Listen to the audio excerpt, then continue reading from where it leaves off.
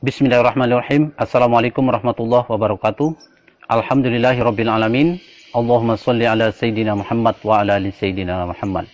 Sahabat-sahabat sekalian, dalam video saya kali ini, saya akan melanjutkan pembahasan tentang bahayanya orang-orang yang berpaham Wahabi apabila dibiarkan terus berkembang di negara kita. Adapun bahayanya itu, diantaranya yang pertama, kita dididik untuk menjauhkan diri dari golongan Ahlus Sunnah wal Jamaah. Kemudian yang kedua, kita dididik untuk tidak menghormati orang lain yang tidak sepaham dengan mereka. Yang ketiga, kita dididik untuk terbiasa melihat aib dan keburukan orang lain. Yang keempat, kita dididik untuk tidak menghormati dan memuliakan para habaib. Yang kelima, kita dididik untuk menjauhkan diri dari para ulama, tasawuf, dan ma'rifatullah. Sahabat-sahabat sekalian, baiklah kita akan bahas satu persatu apa maksudnya dari bahaya-bahayanya itu. Bahaya yang pertama adalah kita dididik untuk menjauhkan diri dari golongan Ahlus Sunnah wal Jamaah. Menjauhkan diri bukan berarti menjauhkan diri dari ulamanya, ustadz-ustadznya, tapi menjauhkan diri juga dari buku-buku mereka. Salah satu contoh buku itu adalah buku yang berjudul Kunci Ibadah, di mana buku ini sangat banyak dan mudah kita dapatkan di toko-toko buku dan di pasar-pasar. Mereka sangat meremehkan buku ini dan melarang pengikutnya untuk membacanya. Tanpa kita sadari, kita dalam masalah kecil seperti ini, kita telah dijauhkan dari para ulama Ahlus Sunnah wal Jamaah. Jika kita dan anak-anak keturunan kita sudah masuk dalam paham mereka, maka pasti kita akan jauh ketinggalan dalam ilmu agama. Jika sejak kecil anak-anak kita sudah masuk dalam paham itu, pasti mereka akan takut membaca buku-buku orang-orang Ahlus Sunnah wal Jamaah. Seperti buku-buku yang berisikan doa-doa. Saking takutnya mereka terhadap sesuatu yang bid'ah, sampai-sampai banyak di antara mereka yang tidak hafal doa selamat. Kenapa? Karena mereka anggap bentuk dan susunan doa selamat yang kita baca selama ini pun mereka anggap bid'ah. Kalau Anda tidak percaya dengan apa yang saya sampaikan, silakan Anda coba pengikutnya itu satu persatu. Silakan dites. Pasti banyak di antara mereka yang tidak hafal doa selamat. Kecuali jika mereka pernah menjadi pengikut Ahlus Sunnah wal Jamaah. Itulah bahaya yang pertama. Kemudian bahaya yang kedua, kita dididik untuk tidak menghormati orang lain yang tidak sepaham dengan mereka, meskipun itu orang tua kandung sendiri. Jadi jangan heran jika ada anak kita yang masih kecil, yang masih SD, sudah berani memprotes orang tua, berani memprotes para ulama Ahlus Sunnah wal Jamaah. Tanpa kita sadari sebenarnya mereka telah merusak otak anak-anak kita. Karena belum waktunya mereka diajak untuk memikirkan masalah hilafiyah ini bid'ah dan itu bid'ah. Kemudian letak kebusukan ajaran mereka yang lain adalah kenapa yang diajak lebih banyak anak-anak dan orang-orang awam yang tidak mengerti ilmu agama. Kenapa bukan orang-orang dewasa dan orang-orang alim yang mereka ajak? Oh, ternyata kalau orang-orang dewasa dan orang-orang alim yang mereka ajak bisa membantah dan bisa melawan. Tapi kalau anak-anak dan orang-orang awam yang tidak mengerti ilmu agama, mereka taunya hanya ikut saja apa yang mereka katakan. Maka mulai dari sekarang, setiap anak-anak kita pulang sekolah, baik yang masih SD, SMP, SMA, atau perguruan tinggi, perhatikan gerak-gerik mereka ketika di rumah. Jangan-jangan mereka sudah dimasuki ajaran-ajaran sesat dari guru-guru mereka yang berpaham Wahabi. Jika sudah ada tanda-tanda kesesatan itu, maka cepatlah laporkan kepada kepala sekolahnya agar ditindaklanjuti oleh kepala sekolahnya. Jika kepala sekolahnya cuek atau mungkin takut atau mungkin juga sudah terpengaruh oleh ajaran-ajaran mereka, maka laporkan kepada tokoh-tokoh agama setempat. Tapi jika tokoh-tokoh agama setempat juga cuek, atau mungkin takut, atau mungkin juga sudah terpengaruh oleh ajaran-ajaran mereka, maka coba Anda laporkan kepada mantan Wahabi. Orang yang pernah mengikuti ajaran mereka. Kenapa? Karena orang Wahabi ini, karena mantan Wahabi inilah yang tahu bagaimana cara menghadapi mereka. Jangankan untuk membantah pendapat mereka, sebelum mereka bersuara, mantan Wahabi ini sudah tahu apa isi dalam otak kepala mereka. Sahabat-sahabat sekalian, itulah bedanya kalau mantan Wahabi dan bukan mantan Wahabi.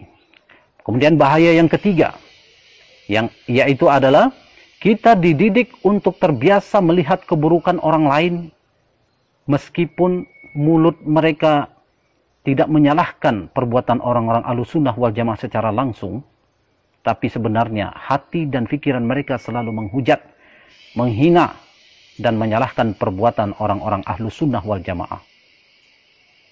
Jadi dalam diam hati dan pikiran mereka telah dididik untuk sibuk melihat aib dan keburukan orang lain, tapi lupa melihat aib dan keburukan diri mereka sendiri. Setiap gerak-gerik mereka dalam kehidupan ini selalu dihinggapi perasaan takut berbuat sesuatu, karena menurut mereka di zaman ini sudah terlalu banyak perbuatan-perbuatan bid'ah. Sahabat-sahabat sekalian, kemudian bahaya yang keempat adalah kita dididik untuk tidak menghormati dan memuliakan para habaib zuriat Rasulullah SAW. Meskipun mulut mereka mengatakan cinta kepada Nabi, tapi coba perhatikan perilaku mereka saat bertemu dengan para habaib. Perhatikan tatapan mata mereka, perhatikan raut wajah mereka yang penuh dengan kebencian dan kesombongan terhadap para habaib. Mengapa mereka membenci para habaib? Karena mereka anggap para habaib ini adalah ahlul bid'ah atau orang yang gemar berbuat bid'ah. Saya tidak percaya kalau orang-orang Wahabi ini mencintai Nabi. Sebab salah satu tanda orang yang mencintai Nabi itu bukan berarti hanya mengikuti perilaku Nabi seperti sholat, puasa, zakat, haji, dan lain-lain. Tapi mencintai Nabi juga ditandai dengan menghormati dan memuliakan para habaib zuriat Rasulullah SAW. Jika kita mencintai seseorang, meskipun orang itu telah tiada, jangankan fotonya, sandalnya pun akan kita simpan. Dan ini terbukti sampai saat ini, sandalnya Nabi itu masih tersimpan rapi. Itu sandalnya Nabi, benda mati, masih dihormati orang. Seharusnya, apalagi para habaib, anak cucu keturunannya yang mengalir darahnya di dalam tubuh mereka. Sahabat-sahabat sekalian, makanya saya tidak percaya bahwa orang-orang Wahabi itu mencintai Nabi. Kemudian bahaya mereka yang kelima, kita dididik untuk menjauhkan diri dari para ulama tasawuf dan ma'rifatullah. Mereka menghujat dan menyesatkan orang-orang tasawuf dan ma'rifatullah. Dan mereka mengatakan bahwa ilmu tasawuf itu bid'ah. Kenapa mereka mengatakan ilmu tasawuf itu bid'ah? Oh, ternyata ilmu tasawuf itulah yang dapat membongkar kebusukan-kebusukan hati mereka. Makanya mereka tidak suka dengan ilmu tasawuf itu. Apalagi di dalam ilmu tasawuf itu, kita dididik untuk berani jujur melihat jenis-jenis penyakit hati dan bagaimana cara mengobatinya. Sahabat-sahabat sekalian, jika kita sudah terjebak dalam paham itu, kemudian berniat ingin keluar dari paham itu atau ingin hijrah, maka itu sangat sulit dan sangatlah berat. Tapi tahukah Anda bagaimana cara mudah untuk bisa keluar dari paham itu? Cara mudahnya adalah dengan mempelajari ilmu tasawuf. Carilah orang-orang yang benar-benar ahli dalam ilmu tasawuf. Pelajarilah ilmu tasawuf dengan benar. Pelajarilah ilmu tasawuf dengan sabar. Pelajarilah ilmu tasawuf dengan sungguh-sungguh. Dalam ilmu tasawuf itu, salah satu manfaat kita mempelajari ilmu tasawuf itu adalah kita akan tahu betapa berharganya waktu. Sehingga hati kita, sehingga akan timbul perasaan rugi dan perasaan menyesal dalam hati kita apabila menggunakan waktu untuk membahas tentang khilafiyah. Ini bid'ah dan itu bid'ah. Hanya orang-orang yang mempelajari ilmu tasawuf dengan sempurna yang dapat melepaskan diri dari paham itu. Sebab ada juga orang yang bisa keluar dari paham itu, tapi hati mereka masih bercampur dengan keraguan-raguan. Jika mereka beralasan dan menganggap bahwa belajar ilmu tasawuf itu hanya dapat membuat orang atau pengikutnya meninggalkan syariat, maka itu salah besar. Kenapa? Karena yang salah itu bukan ilmu tasawufnya. Yang salah itu adalah orangnya atau pelakunya yang memang dari awalnya sudah ada bibit-bibit senang memperturutkan hawa nafsu.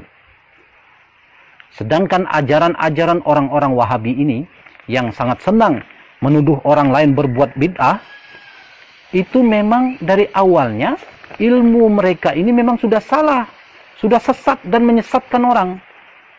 Kalau ilmunya saja sudah salah, apalagi orang yang mempelajarinya, tentu lebih sesat lagi jalannya.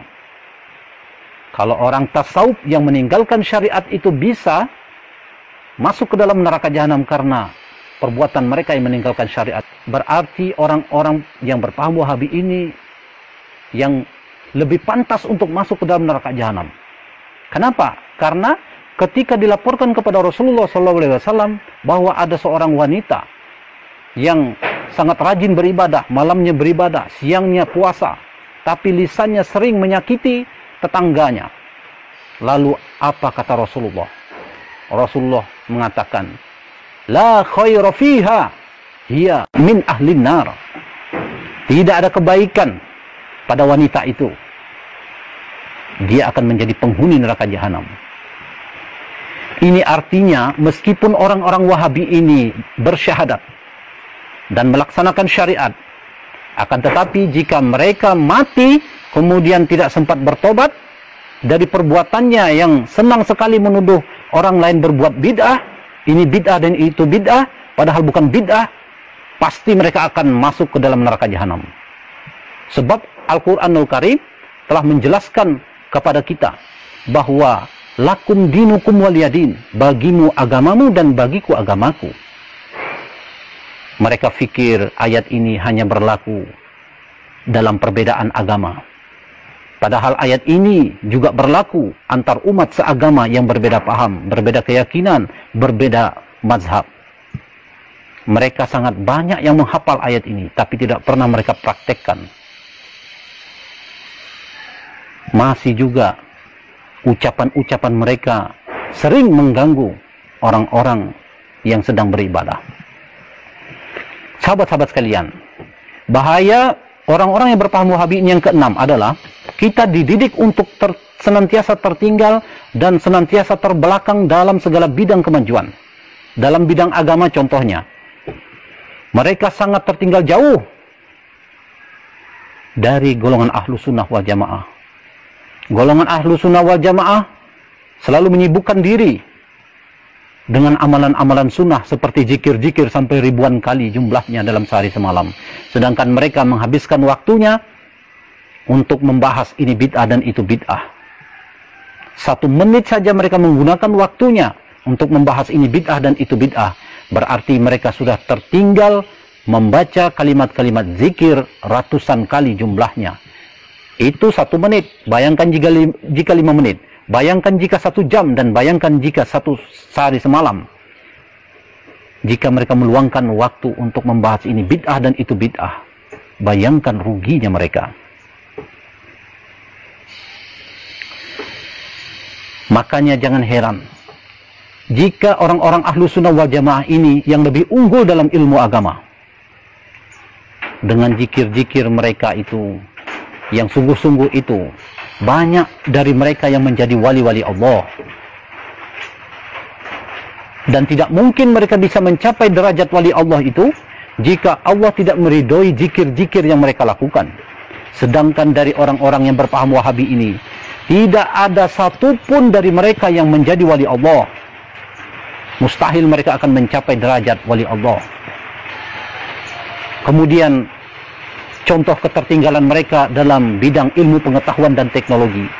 Mustahil mereka akan menjadi orang pertama atau menjadi penemu suatu kebaikan yang akan bermanfaat untuk orang banyak. Sebab hati dan pikiran mereka selalu terpusat pada satu jenis pembahasan yang tidak akan pernah selesai. Padahal masalah khilafiyah itu akan mudah diselesaikan dalam waktu yang sangat singkat jika mereka mau memahami dan mempraktikkan satu prinsip yang sangat kuat, yaitu prinsip lakum dinukum waliyadin. Sahabat-sahabat sekalian, di saat suasana hati dan suasana pikiran mereka seperti ini, tanpa ada rasa malu, mereka mau menganggap bahwa diri mereka atau golongan mereka lah ahlu sunnah wal jamaah. Padahal mereka adalah golongan yang sangat tertipu dengan perasaannya. Saking hebatnya tingkat ketertipuan mereka, sampai-sampai membuat mereka tidak sadar bahwa hati mereka dipenuhi kotoran-kotoran dan penyakit-penyakit hati, sehingga mereka tidak dibimbing oleh Allah untuk bisa melihat kebenaran. Sahabat-sahabat sekalian, itulah beberapa bahayanya apabila paham Wahabi ini kita biarkan terus berkembang di negara kita. Maka dari itu kita harus berjuang, bangkit, melawan penyebaran paham mereka. Karena mereka inilah sebenar-benarnya penghambat kemajuan bangsa, baik dalam bidang agama maupun dalam bidang ilmu pengetahuan dan teknologi. Sahabat-sahabat sekalian, saya rasa apa yang telah saya sampaikan tentang bahayanya sudah cukup jelas untuk kita semua dan menjadi pelajaran bagi kita semua agar kita selalu waspada dan menjaga anggota keluarga kita dari penyebaran paham mereka. Dalam kesempatan ini juga saya ingin mengucapkan rasa syukur saya dan terima kasih saya kepada seluruh sahabat yang telah mendukung video-video saya. Jika Anda merasa video ini bermanfaat untuk umat, maka jangan lupa tekan tombol subscribe, like, dan share. Demikian, Assalamualaikum warahmatullahi wabarakatuh.